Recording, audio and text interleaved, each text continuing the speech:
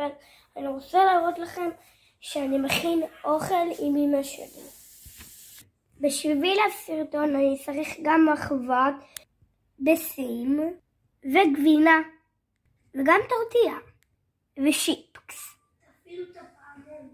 שמן. איך קוראים לזה?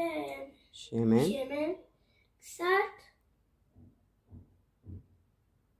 ושופכים את השיפקס. בזמן שהשיפקס יהיה מוכן נוכל לשבור את הביסים.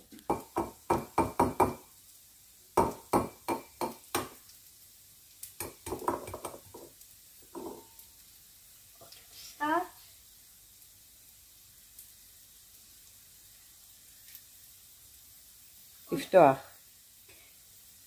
בשני הצדדים. תפתח.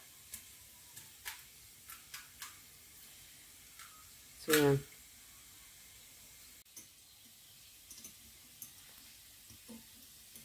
עכשיו אני מערבב את הביסים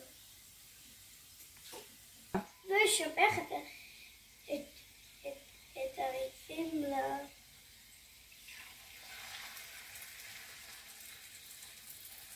שם גבינה סובה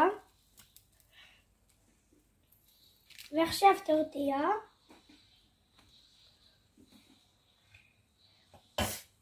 הופכים את החביתה ומחכים כמה דקות שזה יהיה מוכן. אפשר לחתוך מוסה